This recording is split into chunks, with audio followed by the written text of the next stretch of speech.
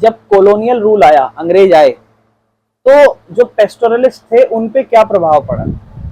तो सबसे बड़ा पहला रीजन है कि जो पेस्टोरलिस्ट है, क्यों पेस्टोरलिस्ट जो है ना, उनको क्या सफर करना पड़ा कॉलोनियल रूल में, ऐसा क्या हुआ उन लोग को, मतलब ये चीज सफर करनी पड़ी, क्या सफर करना पड़ा या उनको क्या परेशानी आई, वो एक एक करके पढ़ेंगे। मतलब ऐसा समझ लो, अंग्रेज आए तो इनकी जो मूवमेंट्स हैं वो कम हो गई, और ऐसा उन्होंने क्यों करा वो पढ़ेंगे। सबसे पहला, grazing land were turned into the farms. जो पहले घास चरने वाली जगह थी अब उसे खेतों में बदल दिया। कॉलोनियल गवर्नमेंट ने सिस्टमैटिकली जो घास चरने वाली जगह थी वो पेस्टोरलिस्ट से ले ली और उसको कन्वर्ट कर दिया खेतों के अंदर। बोले ऐसा हटाओ, क्या घास फूस चरा रहे हो, खेत जोतो, यहाँ पे खेती करो। कॉलोनियल गवर्नमेंट के क्या मकसद थे फिर, ऐसा क्यों करा उन्होंने, खेतों की जगह क्यों बनवाई? अपना रेवेन्यू बढ़ाना चाहते थे। वो चाहते थे कि लैंड से ज्यादा टैक्स वो इकट्ठा करें, जब ज्यादा लोग खेती करेंगे ज्यादा टैक्स मिलेगा, मेजर सोर्स है उनकी इनकम का। तो इसलिए उन्होंने कहा ज्यादा फार्मिंग होगी, ज्यादा टैक्स इकट्ठा होगा। बोला ये जो घास फूस चरा रहे हो सब हटाओ। दूसरा, कैश क्रॉप्स बढ़ेंगी इससे। कैश क्रॉप मतलब जूट या कॉटन या व्हीट की जो खेती होती थी ना, उसको कैश क्रॉप कहा जाता है। और आपको पता है उसकी इंग्लैंड में जो इनकी फैक्ट्रीज थी उसके लिए उनको कच्चा माल चाहिए था फैक्ट्रियों में, तो उसके लिए उन्हें जूट कॉटन ये सब चाहिए रहेगा। तो उन्होंने फार्मिंग बढ़ाई, तो उन्होंने बोला कि हम ज्यादा से ज्यादा फार्मिंग बढ़वा के जूट कॉटन और गेहूं की खेती करवा सकेंगे और ज्यादा सामान अपने देश में वापस ले जा सकेंगे, कच्चा माल, जिससे खेती बाड़ी अच्छी होगी। समझ पा रहे हो? तो ये दो कारण थे जिस वजह से उन्होंने जो ग्रेजिंग लैंड थी उनकी, उसको उन्होंने टर्न कर दिया फार्म्स के अंदर। दूसरा, एक आइडिया डेवलप हुआ वेस्ट लैंड का। क्या होता है ये देखो, की part of this policy was how British viewed that land. जो वेस्ट लैंड है इसको अंग्रेज कैसे देखते थे, और वेस्ट लैंड क्या होती थी? अंग्रेजों का नजरिया था कि कोई भी जमीन जो एक्टिवली खेती नहीं हो रही है वो अनप्रोडक्टिव वेस्ट लैंड कहलाएगी। उनका विश्वास था कि उससे कोई रेवेन्यू नहीं आ रहा, उसका कोई पर्पस नहीं है। पेस्टोरलिस्ट की रियलिटी क्या थी? इन रियलिटी जो वेस्टलैंड थी ना, ये बहुत ज्यादा जरूरी थी ग्रेजिंग ग्राउंड के लिए, क्योंकि उसमें खेती नहीं हो रही, तो वो वेस्टलैंड है। तो जो पेस्टोरलिस्ट है उनके लिए जरूरी, क्यों? उनके भेड़ बकरी आके वो चरेंगे। पेस्टोरलिस्ट कम्युनिटीज इसको यूज करती आ रही सेंचुरी से। तो जो पॉलिसी है वेस्ट लैंड रूल से, क्या पॉलिसी लाई अंग्रेज? अंग्रेज ने ये पॉलिसी 1800 के मिड में शुरू करी थी। ब्रिटिश गवर्नमेंट ने आइडिया रखा, क्या करा इन्होंने? वेस्ट लैंड रूल लाया। इस रूल के तहत गवर्नमेंट जो है ना कंट्रोल ले लेगी ऐसी जमीनों पे जो अनकल्टिवेटेड है, जहां पर खेतीबाड़ी नहीं होती, उस पे अब ब्रिटिश सरकार कब्जा कर लेगी। जमीन किसको मिलेगी? ये जो लैंड है ये सिलेक्टिव इंडिविजुअल्स को मिलेगी जो एनकरेज करना चाहते हैं या सेटल करना चाहते हैं या फार्मिंग करना चाहते हैं। जमीन सरकार अपने कब्जे में हथिया लेगी और फिर उस इंसान को ये जमीन फ्री में दे देगी, या उस इंसान को जमीन उस एक एग्रीमेंट के तहत देगी जो वहां पे खेती करे और खेती का थोड़ा बहुत फिर टैक्स हमें दे। ये जो न्यू सेटलर्स थे ये रिसीव करते थे स्पेशल फेवर कंसेशन, और इन्हें कभी कभी तो विलेज का हेडमैन भी बना दिया जाता था, गांव का। अच्छी खासी बचत दी जाती थी, कम छूट पे इन्हें खेती करने के लिए अलाउ कर दिया जाता था, ज्यादा टैक्स नहीं भरना पड़ता था, गांव का मुखिया भी बना दिया जाता था, जमीन उनको दे दी जाती थी। डायरेक्ट प्रभाव पड़ता था पेस्टोरलिस्ट पे। क्यों? जो पॉलिसी थी ना इससे पेस्टोरलिस्ट पे प्रभाव पड़ा। क्यों? क्योंकि उनका पेस्चर मतलब घास फूस चराने की जगह कम होती जा रही है। जो जमीन है पेस्टोरलिस्ट की वो डिपेंड करती है जानवरों के सर्वाइवल पे, जो आप उनसे छीन रहे हो। इससे तो शॉर्टेज होगी जमीन घास चरने की और उनकी जिंदगी में क्राइसिस आएंगे, क्योंकि उनके जानवरों को खाने पीने के मिलेगा, वो मर जाएंगे, फिर ये भी मरेंगे क्योंकि इनको भी नहीं मिलेगा ना फिर खाना पीना। पहला कारण ये अपना क्या कहते हैं डायरेक्ट प्रभाव पड़ा, ठीक है ना, वेस्ट लैंड का रूल लाए। और क्या क्या प्रभाव पड़े? नए फॉरेस्ट लॉ लाए, फॉरेस्ट के नए नए लॉज लाए। क्या था? ब्रिटिश गवर्नमेंट ने फॉरेस्ट लॉ एक्ट बना दिए। That took away the traditional rights of pastoralist had to use the forest. पहले पेस्टोरलिस्ट अपने जंगलों में जाते थे, घास फूस चराते थे, अब वो अधिकार छीन लिए गए फॉरेस्ट लॉ के तहत। प्राइमरी गोल था ब्रिटिश का कि इनको कमर्शियली बचाओ, टिम्बर की लकड़ी, मतलब इन लकड़ियों का इस्तेमाल करो, टिम्बर की लकड़ियां निकालो प्रोडक्शन के लिए, टिम्बर की लकड़ियां बहुत ज्यादा बढ़िया रहेंगी हमारे लिए। तो जितने भी आपके ये हैं पेस्टोरलिस्ट, उनको बोलो आज से ना जाएं अंदर, घास चराने नहीं जाएंगे। जो घास चराने जाएंगे तो लकड़ी वकड़ी इन सब पे प्रभावित होगा और हमें टिम्बर की लकड़ियां ज्यादा से ज्यादा उगानी है। तो जंगल को भैया दो हिस्सों में बांट दिया, reserve forest, protected forest. Reserve forest ऐसे फॉरेस्ट थे जहां पे कमर्शियली वैल्यूएबल ट्रीज थे, जैसे कि डिओडार और साल या सैल जो भी है, ये इस टाइप के ट्रीज थे जिनको बचाया जा रहा है। कमर्शियली बहुत ज्यादा पैसा देंगे, मतलब कमर्शियली मतलब इनका प्रॉफिट कमाएंगे इससे। जब भी वर्ड कमर्शियल हो जाए मतलब प्रॉफिट की बात हो रही है, कमर्शियली बहुत पैसा कमाएंगे।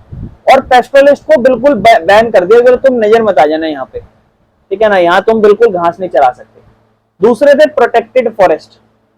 इसके अंदर जो फॉरेस्ट थे, जो गवर्नमेंट है वो कुछ पुराने कस्टमरी ग्रेजिंग राइट दे देती है पेस्टोलिस्ट को, मतलब थोड़े बहुत अधिकार दे देती है कि हाँ तुम इतने साल से करते आ रहे थे ये सब काम कर लो, कुछ बहुत कम लिमिटेड राइट्स। और जो उनकी पूरी आजादी थी वो जा चुकी थी, मतलब अब उनकी जो मूवमेंट थी ना वो रिस्ट्रिक्टेड थी। अब ऐसा नहीं कि वो कहीं पे भी जाके कुछ भी कर ले, एक पर्टिकुलर जगह पे इतनी सी जगह पे घास चरा सकते हैं, ये सब चीजें उनकी मतलब पावर्स कम कर दी। वो भी कहाँ पे, प्रोटेक्टेड फॉरेस्ट में। रिजर्व फॉरेस्ट में तो जा ही नहीं सकते, प्रोटेक्टेड फॉरेस्ट में भी कुछ कुछ जगह जा सकते हो अपनी घास फूस चराने। कॉलोनियल गवर्नमेंट का जस्टिफिकेशन क्या था इस पे? ब्रिटिशर्स बिलीव करते थे कि वो जंगलों को डैमेज से बचा रहे हैं। उनका मेन आर्ग्यूमेंट ये था कि ग्रेजिंग हर्ड जो है ना वो ट्रैम्पल मतलब जो जैसे जो जानवर है वो कुचल के चले जाते हैं नए पेड़ को जो उगने वाले हैं, ठीक है ना, या फिर growing in the forest floor, जो फ्लोर पे उग रहे हैं ना, मतलब एक तरीके से बीज बीज बोए हैं, ये चल चला के चले जाते हैं, वो जमीन खराब हो जाती है, उग नहीं पाती। फिर हमें कल को लकड़ियां वकड़ियां या कोई भी खेत वेत जो भी हमें चीजें चाहिए वो नहीं मिल पाएगी ना, खेती बाड़ी। और ये यंग जवान जवान पौधे खा जाते हैं ये, जिससे इन्हें रोकना चाहिए, ठीक है ना, क्योंकि वो मैच्योर ट्रीज नहीं बन पाते जब कोई जवान पेड़ पौधा खा जाता है। इस पर्सपेक्टिव से जो पेस्टोलिस्ट है और उनके हर्ड्स हैं उनको रोका गया कि आप नेचुरल रीजनरेशन रोक रहे हो, जो प्रकृति में अपने आप रीजनरेशन हो रहा है ना वो आप रोकते जा रहे हो जंगल की, जिससे वो जैसे टिम्बर विम्बर इन सब का यूज करना चाहते थे वो उससे भी प्रॉब्लम आएगी। ये पॉलिसी लॉक करती है पेस्टोलिस्ट को कि वो इस जमीन का इस्तेमाल नहीं कर सकते, है ना, और ये उनके लिए बहुत ज्यादा जरूरी था, समझ रहे हो। आओ आगे। तो जो फॉरेस्ट के लॉ लाए वो कैसे पेस्टोलिस्ट की जिंदगियों को कंट्रोल करते हैं, इस पे बात करते हैं। कहता है इमेजिन करो, imagine you could always go to park to play whenever you wanted. कहता है इमेजिन करो आपका जब मन करे आप पार्क चले जाओ। एक दिन एक रूल ला दिया और अब पेस्टोलिस्ट जो है ना वो उसके तरीके से देख रहे हैं, मतलब अब नए रूल बना दिए। और यही सेम चीज हुई कि अब पार्क आप इतने बजे नहीं जा सकते, ये नहीं कर सकते, वो नहीं कर सकते, कुछ लिमिटेशंस डाल दिया आपको। तो न्यू सिस्टम क्या था परमिट का, पेस्टोलिस्ट की जो फ्रीडम थी ना वो उनसे ले ली गई थी और अब उनके लिए एक स्ट्रिक्ट मूवमेंट सिस्टम चला दिया था। तो ये नहीं जब मन करे तब इधर उधर घुमा दिए, घास चरा ली, ये सब नहीं कर सकते, ठीक है ना। उन्हें परमिशन चाहिए, अब अगर वो जंगल में जाना भी चाहते हैं तो परमिशन चाहिए, एक रिटर्न परमिशन की स्लिप चाहिए सरकार से, सरकार के डिपार्टमेंट से, तब जा सकते हो। और स्ट्रिक्ट टाइम टेबल है इसमें, जहां पर आपको एक एग्जैक्टली डेट बतानी है जिस पे आप जा सकते हो, कब छोड़ना है, कितने दिन तक आप अलाउ कर सकते हो, ये सारी चीजें। The problem with following the rules, तो problem with following the rules क्या क्या है, ये सिस्टम कंप्लीटली इग्नोर कर रहा था पेस्टोरलिस्ट को। जायज बात है क्योंकि सारे रूल तो उनके खिलाफ बना दिए ना। कह रहा ट्रेडिशनल जो भी नॉलेज थी और जरूरत थी उनके एनिमल्स की, है ना, जो भी उनके सोच विचार हुआ करती, जो भी एक नॉलेज हुआ करती थी या जो भी उनकी जरूरत थी जानवरों की, वो इग्नोर की जा रही है। पेस्टोरलिस्ट जानते थे कि जो नई घास है वो फ्रेश है, ग्रीन है, मतलब वो अच्छा खासा जानते थे कि कब घास ज्यादा फ्रेश और ग्रीन होती है, कब किस एरिया में ज्यादा फूड मिल सकता है उनके जानवरों को वो। लेकिन अब वो सिर्फ एक क्या कहते हैं, even if they found a perfect grazing spot they had to leave it if their permit expired. अगर उन्हें बहुत बढ़िया जगह मिल रही है अपने जानवरों को घास चराने के लिए तो भी उन्हें वो जगह छोड़ के जानी पड़ रही थी। उनका खुद का जजमेंट जो है ना वो मैटर नहीं कर रहा था और परमिट का जो रूल्स था वो उनकी जिंदगियों पर जी रहा था। मतलब वो चाहते थे जो भी बढ़िया बढ़िया घास चरवाना, उन्हें बढ़िया बढ़िया घास दिख रही थी अपने जानवरों के लिए, पर वो कुछ नहीं कर सकते थे। अगर वो वहीं रहते एक दिन ज्यादा भी तो भैया फिर उन्हें पनिश करा जाता फाइन के साथ, और नया सिस्टम जो है ना वो पूरे को ट्रेडिशनल तरीका था पूरा, वो उनकी लाइफ ऑलमोस्ट इम्पॉसिबल बना रहा था, ठीक है ना। तीसरा कारण क्या था, उनको एज एन क्रिमिनल दिखाया जा रहा था, मतलब पेस्टोरलिस्ट को एक क्रिमिनल की तौर से देखा जा रहा था। ब्रिटिश जो थे ना वो डीपली ये क्या कहते हैं सस्पिशियस थे नोमैडिक पीपल के, और उन्होंने उनके लिए कानून पास करा कि इनको भैया हम क्रिमिनल मानते हैं। मतलब कानून बनाया, उन्होंने घोषित कर दिया कि अगर मान लो लड़का भी उसका कल को पैदा होगा ना तो वो क्रिमिनल है, भले वो कल को जाके सुनार की दुकान या रोटी सब्जी की दुकान लगा ले, पर वो क्रिमिनल है। समझ रहे हो? तो ब्रिटिश का जो डिस्ट्रेस था ना नोमैड्स की तरफ, ये क्या था गोल इसमें? यही था, वो चाहते थे कि ये किसी एक गांव में ठहर जाएं, रुक जाएं और वहीं पे रह के अपनी आबादी बढ़ाएं और बढ़िया तरीके से काम करें, टैक्स वैक्स भरें, इधर उधर क्या घूमे जा रहे हैं। तो जो सस्पिशन था वो क्या था, ये डिस्ट्रस्ट करते थे इनके ऊपर कि कोई भी ग्रुप हमें ऐसा घूमता हुआ नजर आएगा पेस्ट्रोलिस्ट में, तो उन्हें हम क्या कहते हैं एज अ क्या कहते हैं इस लाइफस्टाइल को, जो भी उनकी मोबिलिटी, मोबाइल मतलब इधर उधर घूमने वाली जो लाइफस्टाइल है, उसको हम केओटिक और डेंजरस मानेंगे। स्टीरियोटाइप बना रखा था कि जो सेटल्ड पीपल हैं वो सही लोग हैं, पीसफुल लोग हैं, लॉ का पालन कर रहे हैं, लेकिन जो भी नोमैडिक पीपल हैं वो क्रिमिनल है, ये उन्हें घोषित कर दिया था। समझ रहे हो? तो एक पॉलिसी लाए थे क्रिमिनल ट्राइब एक्ट 1871, और ये जो एक्ट था ये टेरेबल न्यू लॉ था 1871 में, जो क्रिमिनल ट्राइबल एक्ट था। इसमें क्या था, इस एक्ट के अंदर जो गवर्नमेंट थी वो ऑफिशियली डिक्लेयर कर रही है इनकी कम्युनिटी को कि ये क्रिमिनल ट्राइब है, मतलब एक कानून पास करा और उससे अब ये घोषित हो गई ये कम्युनिटी चोर है, क्रिमिनल है। क्रूअल आइडिया क्या था, ये एक्ट स्टेट करता था कि ये क्रिमिनल है नेचर और बर्थ से, जो इनका काम है प्राकृतिक रूप पर और जो बर्थ है उससे ये, इसका मतलब they were considered criminal simply because of the community they were born into, not because they had actually committed any crime. नहीं, ये उस जात बिरादरी में पैदा हुए हैं तो ये क्रिमिनल हैं, और इसका मतलब ये नहीं है कि भले मतलब वो पैदा होते ही क्रिमिनल बन रहे हैं। समझ रहे हो? ये नहीं है कि उन्होंने कोई क्राइम करा, वो पैदा होते ही क्रिमिनल, मतलब कोई सोचो कोई इंसान पैदा हो वो उसको क्रिमिनल का दर्जा दे दिया जाए पैदा होते ही। समझ रहे हो? लाइफ अंडर द एक्ट, इस कानून के एक्ट के अंदर कैसी जिंदगी जारी होगी सोचो। तो जब ये लॉ पास करा, ये कम्युनिटी अपनी फ्रीडम कंप्लीटली खो चुकी थी, उन्हें फोर्स किया जा रहा था कि वो क्या कहते हैं सिर्फ स्पेशल या डेजिग्नेटेड विलेज सेटल, मतलब कहीं जाके बस जाएं, वहां जाके खेतीबाड़ी करें, पशुपालन करना है तो उस खेतों पे करा लो और टैक्स भरो टाइम से। समझ रहे हो? वो अलाउ नहीं थे उन्हें कि वो लीव करें ये एरिया बिना स्पेशल परमिट के, मतलब जिस जगह भी वो रह रहे हैं ना वहां भी वो स्पेशल परमिट के बिना छोड़ के नहीं जा सकते। क्यों? क्योंकि उन्हें डर था नहीं फिर भाग जाएंगे तो कहीं फिर जाके घास फूस ना चरा दें। समझ रहे हो? लोकल पुलिस उन पर कॉन्स्टेंटली देखती रहती थी कि ये कहीं, समझ रहे हो, कुछ सीन विन ना कर दें जाके। बाकी ये जो एक्ट था ये डिस्ट्रॉय कर रहा था इनकी जिंदगियों को बेटा, ठीक है? समझ रहे हो ना? कोई दिक्कत नहीं, एक तरीके से इनके हरासमेंट हो रहा है इन लोगों के साथ, ठीक है ना? बाकी चौथा रीजन क्या है, heavy burden of new tax, नए टैक्स भी ला दिए जिसपे हैवी बर्डन बोझ डाल दिया। क्या ब्रिटिश गवर्नमेंट चाहती थी अपनी इनकम बढ़ाना, और वो कैसे करेगी? टैक्स ज्यादा इकट्ठा करके। तो एक ग्रेजिंग टैक्स ला दिया इन लोगों के लिए, मतलब एक क्रिमिनल भी बना दिया, उनसे टैक्स भी लेना। देखो नया ग्रेजिंग टैक्स इंट्रोड्यूस करा 19वीं सदी के बीच में। ये रूल बहुत ही ज्यादा हार्श था इन पे, जहां पर क्या हुआ, हर सिंगल एनिमल का आपको टैक्स देना पड़ेगा over the time, the tax animal amount. और एक और चीज, जैसे जैसे समय बढ़ता रहेगा टैक्स का अमाउंट भी बढ़ता रहेगा पर जानवर पे। समझ रहे हो? मतलब अभी किसी जानवर को पाल रहे हो तो आपको उसके लिए टैक्स भरना पड़ेगा। सिस्टम क्या था कलेक्ट करने का टैक्स का? देखो सिस्टम क्या था, फेज 1 कॉन्ट्रैक्टर सिस्टम 1850 से 1880 में ये चला। शुरुआत में गवर्नमेंट ने ऑप्शन रखे कि कोई कॉन्ट्रैक्टर बिड कर लो जिसको क्या कहते हैं, ये क्या कहते हैं टैक्स जो है वो इकट्ठे करने की जिम्मेदारी किसको चाहिए, तो कोई बोलेगा मैं ऐसे ऐसे, तो ऑक्शन कर लिया उसके लिए। अब सोचो जो बंदा इकट्ठा, मतलब मान लो कैसे करा, जैसे मान लो for example on an average हर आदमी से 50 रुपए टैक्स इकट्ठा होगा, तो एक बंदे ने बोला नहीं मैं 60 इकट्ठा कर लूंगा, फिर दूसरे ने बोला यार ये 60 इकट्ठा कर लेगा, मैं 70 इकट्ठा कर लूंगा। मान लो 70 पे आए, 80 पे आ गए, मान लो ऐसे किसी एक ने बोला 80 इकट्ठा कर लूंगा। अब जो टैक्स ऑन एन एवरेज 50 इकट्ठा किया जा रहा था वो बंदा 80 इकट्ठा करेगा खुद, चाहे वो पेस्ट्रोलिस्ट को मारे कुछ भी करे, उनसे 80 रुपए वसूलेगा। और जब उनसे 80 रुपए वसूलेगा तो आप खुद सोचो ना कैसे वसूलेगा, अत्याचार करके। और अत्याचार करेगा तो जायज बात समझ में आ रही है, पेस्ट्रोलिस्ट की जिंदगी और खराब होती जा रही है। कॉन्ट्रैक्टर जो है फिक्स अमाउंट देते थे सरकार को, और उनके पास पूरा अधिकार था कि उस एरिया में क्या कर सकते हैं, टैक्स इकट्ठा कर सकते हैं।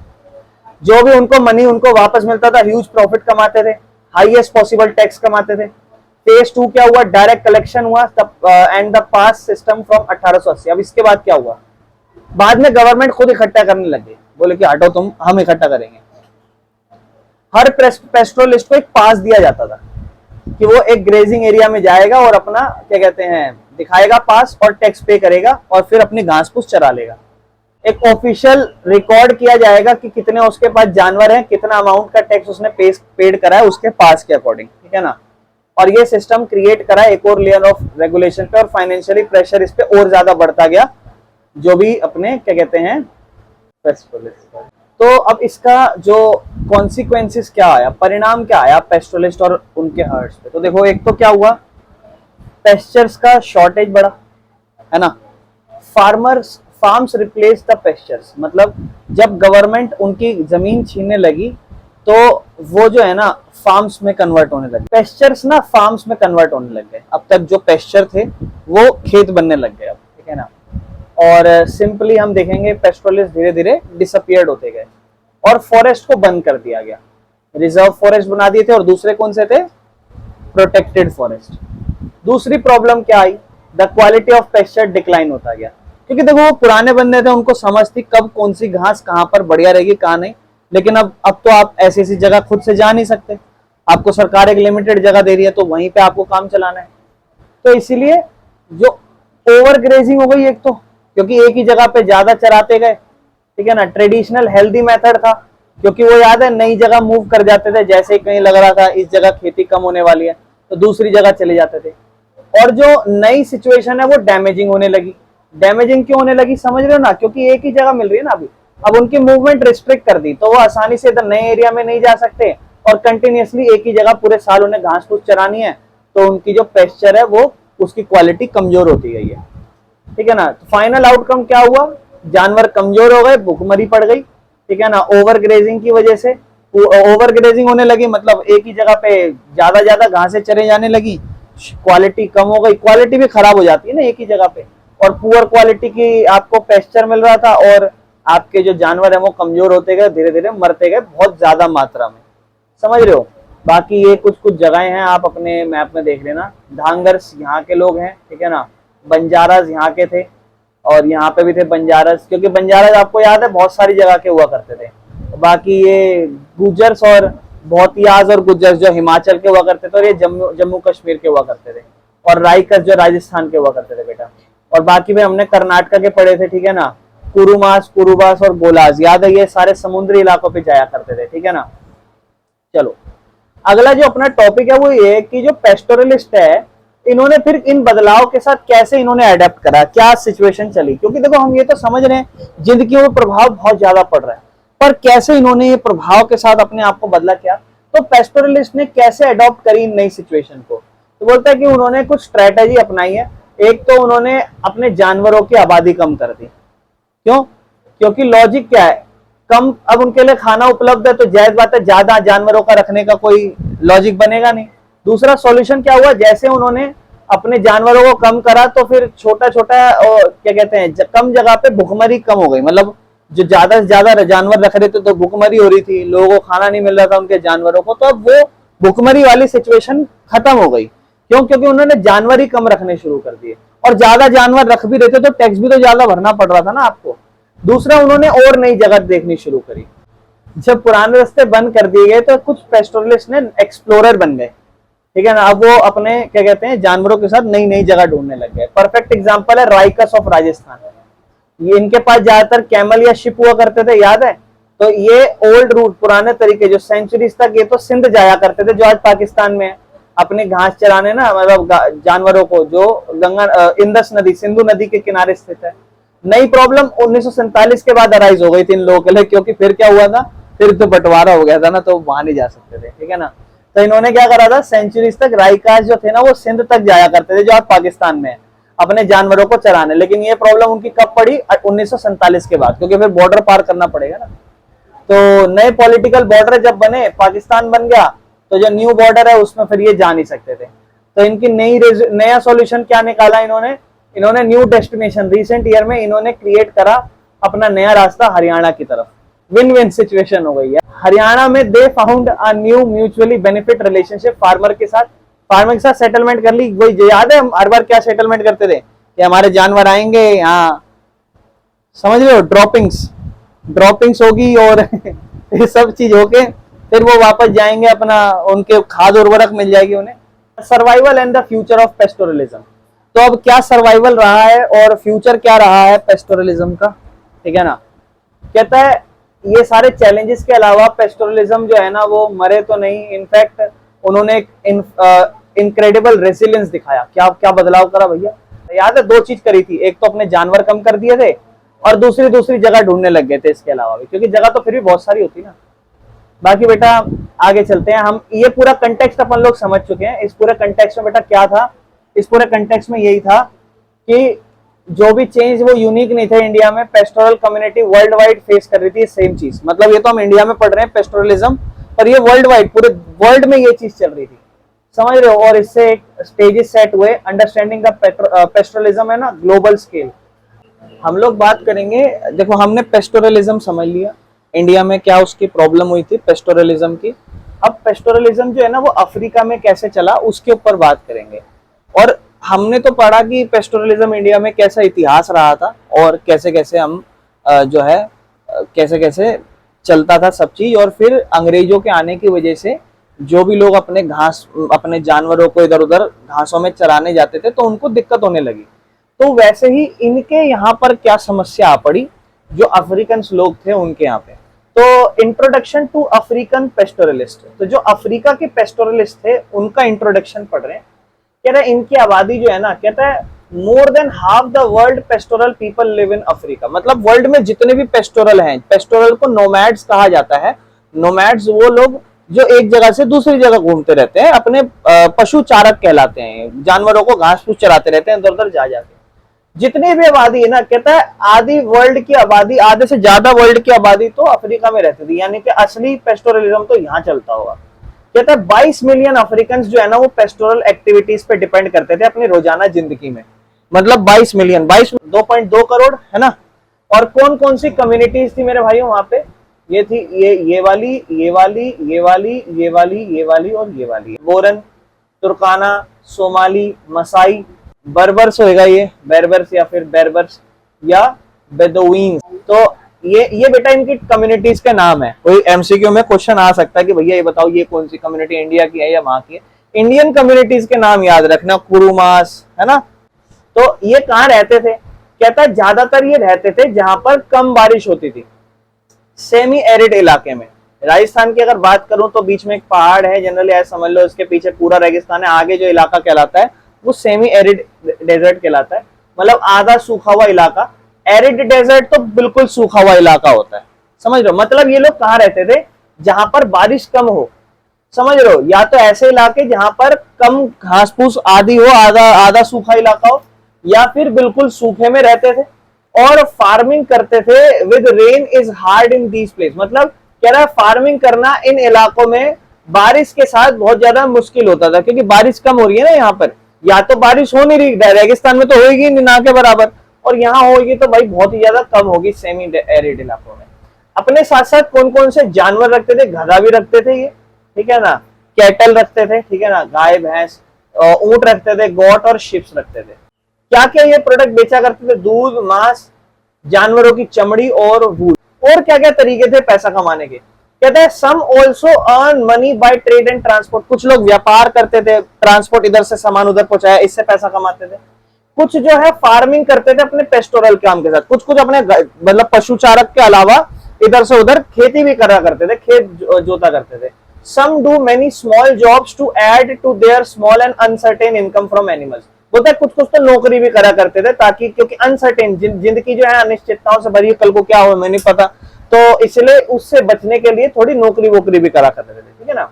अच्छा, इनकी लाइफ में क्या प्रभाव पड़ा पेस्टोरल, क्योंकि हमें पता पूरे वर्ल्ड में प्रभाव पड़ा, तो इनकी जिंदगियों पे क्या प्रभाव हुआ। बड़े बदलावों के ऊपर हम बात कर रहे हैं, क्या उनकी जिंदगियों में बड़े बदलाव हुए। जैसे इंडिया में हुआ वैसे यहाँ हो गया, ठीक है ना। क्या, तो मेरे भाई सेम यही चीज हुई। ये जो बदलाव आए थे ना, ये कॉलोनियल रूल के टाइम पे आए थे। अंग्रेज धीरे धीरे आए, अंग्रेज आपको पता हर जगह अपनी कॉलोनीज बनाई है।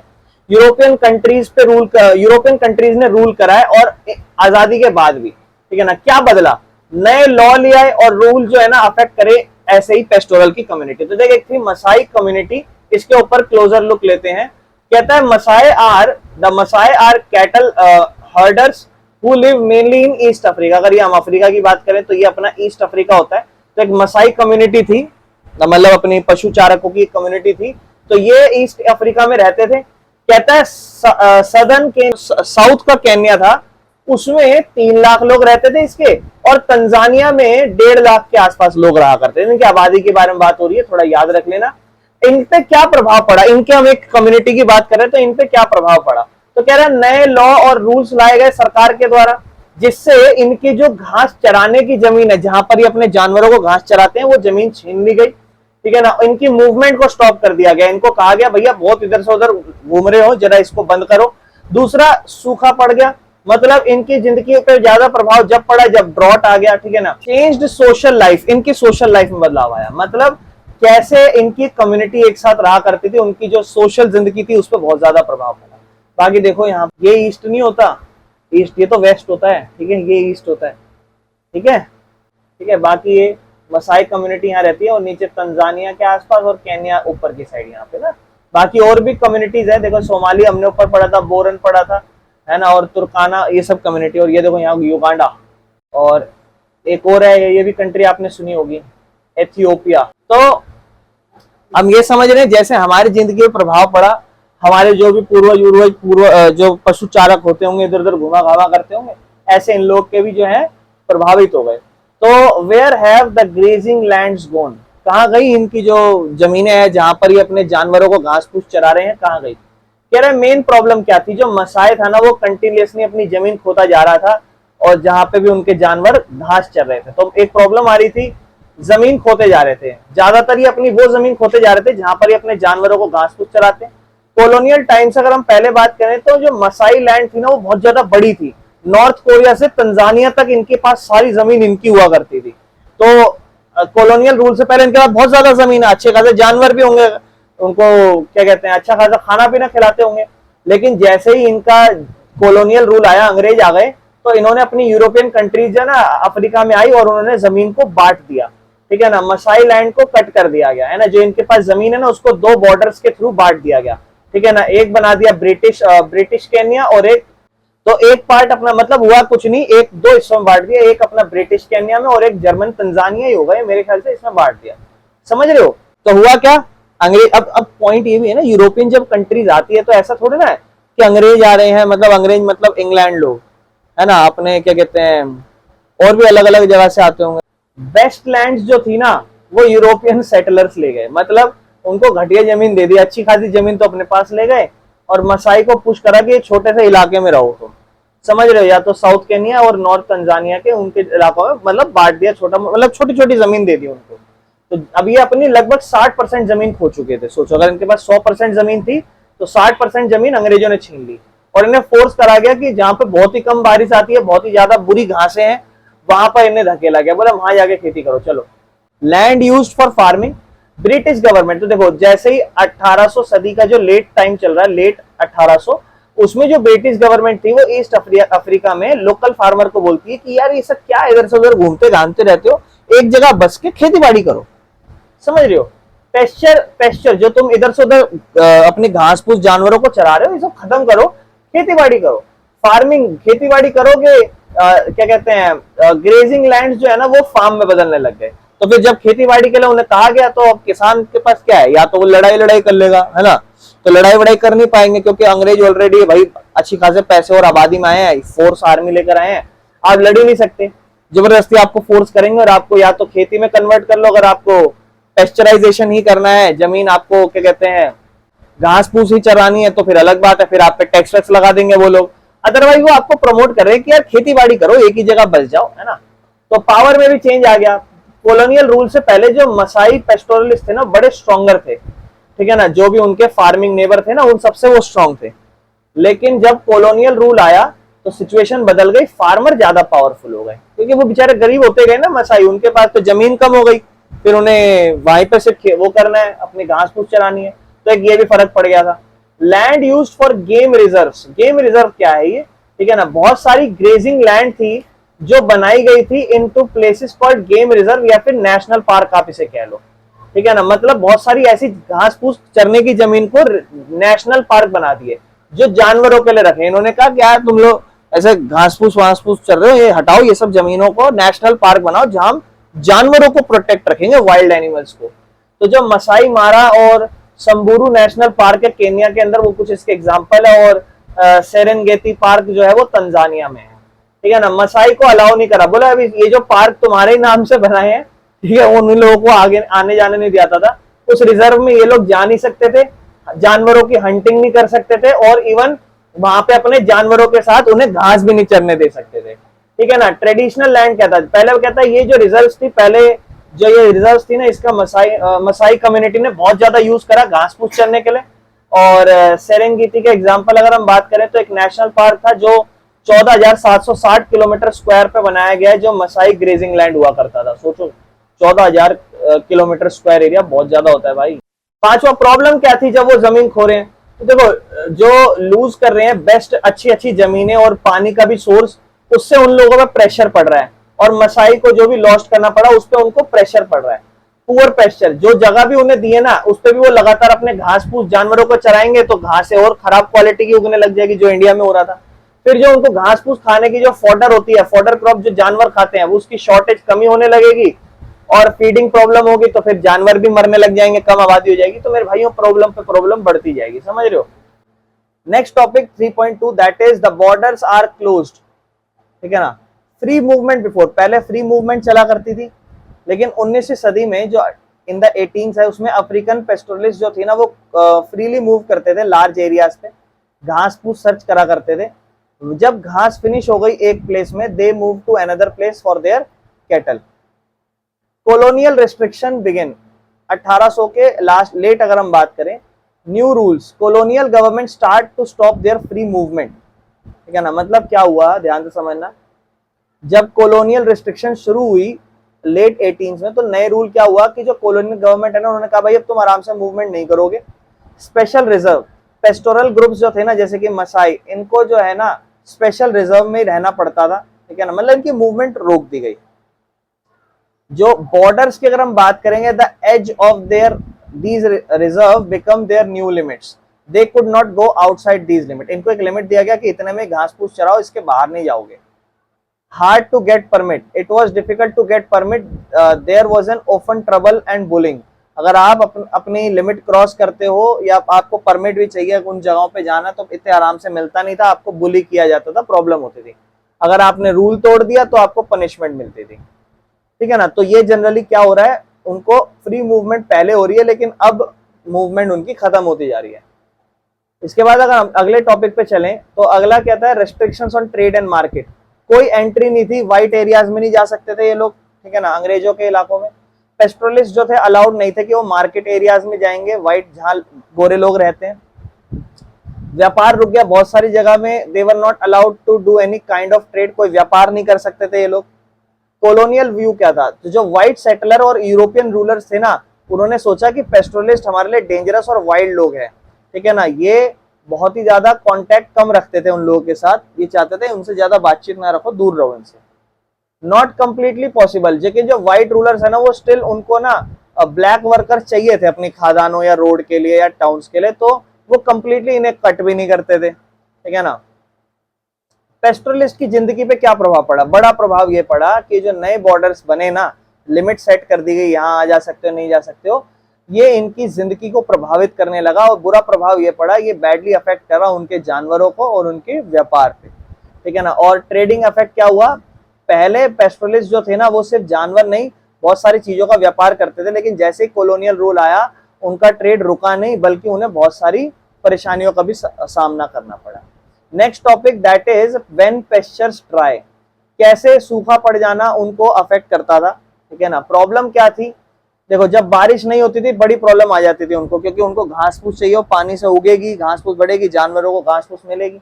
एनिमल स्टार्व, मतलब भूखमरी में मर जाते थे, अगर बारिश नहीं हुई घास सूख जाती है, जानवर भूख के कारण मर जाते हैं। फिर क्या होता था, अपने ये स्टार्विंग को रोकने के लिए उन्हें इधर से उधर जाना पड़ता था, जहां पर अभी भी घास हो वहां पे अपने जानवरों को मूव कराना पड़ता था, जिसे नोमैडिज्म कहते हैं। इसीलिए पेस्टोरलिस्ट ट्रेडिशनली जो एक जगह से दूसरी जगह घुमा करते थे और उन्हें नोमैडिक कहा जाता था। सर्वाइवल। जब वो इधर से उधर सर्वाइव करते थे तो जो बड़ी प्रॉब्लम होती थी ना उससे वो बच जाते थे, इधर उधर अपनी घास फूस चरा देते थे जानवरों को, अगर एक जगह सूखा पड़ गया तो कहीं। लेकिन कॉलोनियल रूल जो है ना उससे ये सिचुएशन जो उनकी थी इधर उधर मूव कराने की वर्स्ट हो गई। कैसे? फिक्स एरिया हो गया ना, मसाई को फोर्स करा गया एक फिक्स एरिया में रहो, ठीक है ना, उन्हें कुछ रिजर्व बना रखे थे वहां पर, उन्हें ट्रैप कर रखा था कि इससे ज्यादा आगे पीछे नहीं जाओगे तुम, मूवमेंट नहीं थी उनकी, कहीं बाहर बाहर भी नहीं जा सकते थे वो लोग। और जो भी कट ऑफ है बेस्ट लैंड, जो बढ़िया घास फूस चराने की जगह थी वो भी कट करा दी उनकी, और ड्राई एरिया में उन्हें रहना पड़ता था ज्यादातर जहां सूखा पड़ जाता था। कॉन्सिक्वेंसेज ऑफ नॉट मूविंग, जब मूव नहीं कर पा रहे तो इसके क्या परिणाम पड़ रहे थे भाई? जायज बात है उनके जानवर मरेंगे, ठीक है ना, बहुत सारे मसाई कैटल्स मर गए, ठीक है ना, भूखमरी के कारण और बीमारी के कारण।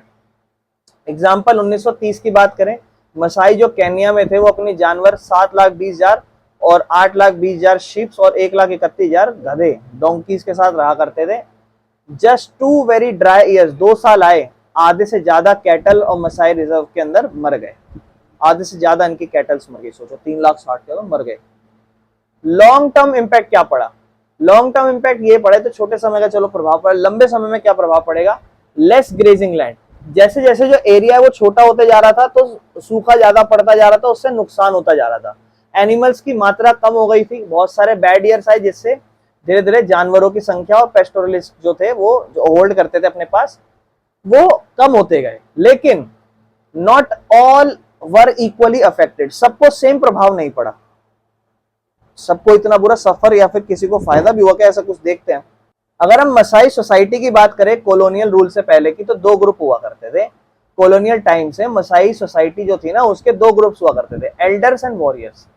एल्डर्स ये बूढ़े लोग हुआ करते थे, बुद्धिमान लोग हुआ करते थे, और कम्युनिटी में मीटिंग सारी प्रॉब्लम्स जो थी सब ये सेटल करा करते थे। वॉरियर्स लोग ये जवान लोग हुआ करते थे, इनकी जॉब थी ट्राइब को प्रोटेक्ट करना, ठीक है ना। वॉरियर का क्या रोल रहा? इन्होंने अपनी कम्युनिटी को बचाया, इन्होंने कैटल की रेड्स मतलब taking cattle from other groups ये इन्होंने ऑर्गेनाइज करा। वाई रेड मसाई सोसाइटी में cattle meant wealth and power. Cattle का मतलब वेल्थ एंड पावर, वेल्थ मतलब पैसा और पावर है अगर आपके पास जानवर है तो। रेड उन्हें ये दिखाता है कि उनके पास कितनी स्ट्रेंथ है अलग अलग ग्रुप्स की, तो वो अलग अलग ग्रुप्स की कैटल्स लेने लगे थे, दिखाने लगे थे पावर है। जवान लोग जो थे वो वॉरियर बनते जा रहे थे by proving bravery through raids and fighting in wars. अब जायज बात है कोई आराम से छोड़ना देगा अपनी कैटल्स, तो फाइट कर रहे थे वॉर्स के अंदर या रेड कर रहे थे, रेड करना अटैक करना, वो छीनना लोगों से जानवर ऐसे। लेकिन जो एल्डर्स की अथॉरिटी थी वो क्या थी? Warriors always had to obey the elders. लेकिन जो वॉरियर्स थे वो हमेशा ऐसे नहीं कि कुछ भी करते जा रहे हैं, अपने एल्डर्स से पूछ पाछ के उनके आज्ञा का पालन करके काम किया करते थे। ब्रिटिश ने मसाई सोसाइटी चेंज कर दी, न्यू रूल्स, ब्रिटिश गवर्नमेंट ने बहुत सारे नए बदलाव लाए। अपॉइंटेड चीफ, उन्होंने एक मसाई मैन जो है ना उसको चीफ चुना गया अलग अलग मसाई ग्रुप से। ये जो चीफ होगा ये इंचार्ज होगा अपनी ट्राइब का। अब तक 2 सिस्टम चल रहा है, क्या? 2 टाइप के मसाई सोसाइटी, एक वॉरियर्स और एक एल्डर्स। एल्डर्स ज्ञान देंगे अब ऐसा करो अब ऐसा करो, और वॉरियर्स उनके कहने पे काम करेंगे। अंग्रेजों ने चेंज कर दिया, बोला अब तुम्हारे से एक चीफ हुआ करेगा और पूरे ट्राइब को रिप्रेजेंट करेगा वो। रेड और वॉर रुकवा दी अंग्रेजों ने। अंग्रेजों ने कहा भैया ये जो तुम कर रहे हो ये सब बंद करो। ट्रेडिशनल पावर, जो पहले के टाइम पे पावर होती थी उसपे क्या इम्पैक्ट पड़ा उस पे? These new rules hurt the old power of both elders and warrior। अब जो नए रूल लाए भाई जायज बात है उससे जो पुराने रूल तरीका चल रहा है उस पर ठेस पहुंचेगी कि यार तुम एक तरीके से चला रहे हो और वो चेंज कर दिया। How the new chief benefited, नया चीफ जो बना उसको कैसे फायदा होगा? गेन्ड वेल्थ, मतलब जो चीफ अपॉइंट करा गया ब्रिटिश के द्वारा वो रिच बन जाता था कुछ टाइम बाद, ठीक है ना, टाइम के बाद रिच बन गया। क्यों? रेगुलर इनकम आती थी, क्या वो खरीदते थे?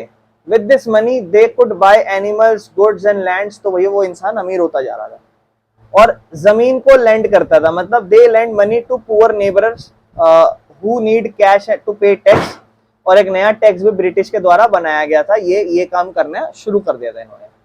नया लाइफस्टाइल, बहुत सारे चीफ तो अपनी खुद के शहर में जीने लगे और व्यापार में जूझने लगे, बोला कि क्या करेंगे इधर से उधर पेस्ट्रोलिज्म, सब खत्म करो, हम तो जाके शहरों में व्यापार करते हैं पैसा कमा के। फैमिली लाइफ, उनकी जो बीवियां या बच्चे हुआ करते थे वो गांव में रहा करते थे, जानवरों की देखभाल करते, वो बाहर जाके व्यापार करना शुरू कर दिए। सर्वाइवल इन हार्ड टाइम्स, ये जो चीफ थे ये एबल थे कि ये बैड टाइम्स जैसे कि वॉर और ड्रॉट जैसी सिचुएशन में सर्वाइव कर पाते थे। दे हैड मनी, उनके पास पैसा हुआ करता था, या तो पेस्टोरल इनकम से या कुछ बाकी सोर्सेस से भी, ठीक है ना। इसका मतलब they could bye new animals if their own animals died, खुद के जानवर मर जाते थे तो अपने नए जानवर खरीद लेते। पर ये ज्यादातर चीफ लोग हुआ करते थे जो जनरली मतलब जिनको अंग्रेज बनाया करते थे चीफ, ठीक है ना, हेड बनाया करते थे। लेकिन इससे अब देखो आप समझ रहे हो ना कि हर किसी को सेम प्रभाव नहीं पड़ रहा। कुछ ऐसे भी लोग थे जिनको कहीं ना कहीं थोड़ा बहुत फायदा उन्होंने बना लिया था अंग्रेजों से ही, ठीक है ना। अनइक्वल इम्पैक्ट, अब देखो क्या हुआ, डिफरेंट एक्सपीरियंस हो रहे हैं। जितने भी मसाए थे उन सबने सेम तरीके से सफर नहीं करा था। जो चीफ थे वो तो बेहतर जिंदगी जी रहे थे कॉलोनियल टाइम में, है कि नहीं। लाइफ ऑफ पुअर पेस्टोरलिस्ट, लेकिन जो गरीब पेस्टोरलिस्ट है उसका क्या, देखो उसके पास सिर्फ जानवर ही है, उसके पास कोई और संसाधन नहीं है, वो अपनी हर चीज खोता जा रहा है। और फिर वो इंसान छोड़ेगा भाई, उसका जब सारे जानवर मर जाएंगे तो खरीद भी नहीं सकता। चीफ इंसान क्या है, वो तो व्यापारी है, पैसा उसके पास, वो जैसे उसके पास जानवर मर जाएगा, उसका अगर घास फूस खाने के लिए जगह नहीं मिलेगी तो वो तो खरीद लेगा, पैसे से व्यापार कर रहा है। घर में गांव में बच्चे उसके पाल रहे हैं जानवर और वो बाहर जाके व्यापार भी कर रहा है, तो पैसा तो भर भर के आ रहा है, ठीक है ना। टाइप्स ऑफ वर्क, कहता है कुछ लोग तो जो है वो क्या कहते हैं, लकड़ियों को जला के चारकोल बनाने लग गए, कुछ छोटी छोटी जॉब्स करने लग गए, ठीक है ना। और जो कुछ लकी थे वो वर्क रोड बिल्डिंग्स इन सब में काम करने लग गए। तो सारे लोग ना अब जंगलों को छोड़ के बाहर डेवलपमेंट विकास की तरफ आगे बढ़ रहे हैं, ठीक है ना। Social changes in Maasai society, so सामाजिक तौर पर क्या बदलाव आया मसाई सोसाइटी में, कह रहा है 2 लेवल का चेंज आया। एक तो ओल्ड डिफरेंस बट गया, जो पहले ट्रेडिशनल डिफरेंस था एल्डर और वॉरियर के बीच में उनकी उम्र के हिसाब से, वो अब चेंज हो गया। ये कंप्लीटली तो खत्म नहीं हुआ लेकिन ये बट गया था। और दूसरा प्रभाव, नए डिफरेंस बन गए। नए डिफरेंस कैसे कि कुछ लोग जिनको वो चीफ बनाते थे वो और ग्रो करके अमीर बनते जा रहे थे, समझ रहे हो। The last part is conclusion, कैसे मॉडर्न चेंजेस ने पेस्टोरलिस्ट को अफेक्ट करा। देखो बहुत सारे इंपैक्ट पड़े। जो पेस्टोरलिस्ट कम्युनिटी थी अराउंड द वर्ल्ड, वो ऐसा नहीं इंडिया और अफ्रीका में पड़े, पूरे वर्ल्ड में बहुत प्रभाव पड़ रहा था, ठीक है ना। मॉडर्न वर्ल्ड जैसे जैसे आया तो धीरे धीरे ये चीजें बदलती गई। नए लॉ, नए बॉर्डर्स ने उनकी पूरी जिंदगी मूव, जो भी कहाँ वो जा रहे हैं, कहाँ वो मूव कर रहे हैं, वो सब बदल डाली, उनकी सारी जिंदगी में प्रभाव पड़ गया। बहुत सारी मेन प्रॉब्लम क्या क्या फोर्स उन्हें फेस करनी पड़ी। हार्ड टू मूव, इधर से उधर मूव करना मुश्किल था, आसान नहीं था। घास धीरे धीरे खत्म होती जा रही थी क्योंकि खेती करने लग गए थे या तो उस जगह पे, या लिमिट कर दी थी। इंडिया में तो टिम्बर का यूज हो जाता था उन जगहों पे।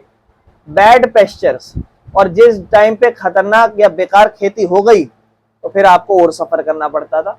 और ड्रॉट के भी क्राइसिस आता, अगर कोई बारिश नहीं हुई तो फिर बहुत बड़ी प्रॉब्लम हो जाती है, ठीक है ना। लेकिन पेस्टोरलिस्ट ने कैसे अडेप्ट करा अपने आप को इन खराब सिचुएशन में, इन्होंने अडेप्ट करा। देखो इन्होंने समय के साथ साथ फिर कुछ और तरीके से जीना सीखा।